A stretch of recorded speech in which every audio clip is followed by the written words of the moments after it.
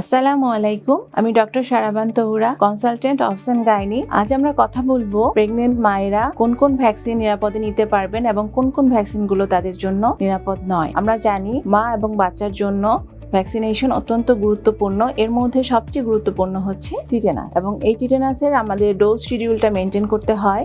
যেসব মায়েরা পূর্ববর্তীতে শিডিউল অনুযায়ী 5টা ভ্যাকসিন পেয়ে আসেন, তাদের জন্য আমরা, যদি এটা 10 বছরের মধ্যে হয়ে থাকে, তাহলে তাৎক্ষণিক সুরক্ষার জন্য একটা ডোজ দিয়ে থাকি।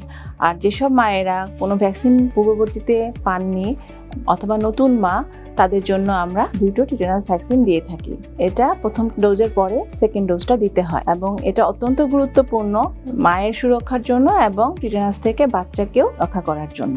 এছাড়া অন্যান্য যেই নিরাপদ ভ্যাকসিনগুলো আছে সেগুলোর মধ্যে হচ্ছে টিটেনাস টিড্যাপ বলি, টিটেনাস, ডিপথেরিয়া, পার্টুসিস, এবং হেপাটাইটিস বি ভ্যাকসিন প্রয়োজন হলে দেওয়া যাবে, এবং কোভিড-19 ভ্যাকসিনটাও নিরাপদ। কিছু ভ্যাকসিন আছে যেগুলো আমরা দিতে পারবো না মাকে, তার মধ্যে হচ্ছে ভ্যারিসেলা জোস্টার ভ্যাকসিন, যেটা পক্স ভাইরাসের জন্য আমরা দেই, MMR, মাম্পস, মিজেলস এবং রুবেলা ভ্যাকসিন।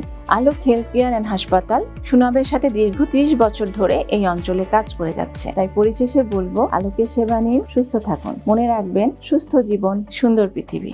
সুস্থ জীবন, সুন্দর পৃথিবী।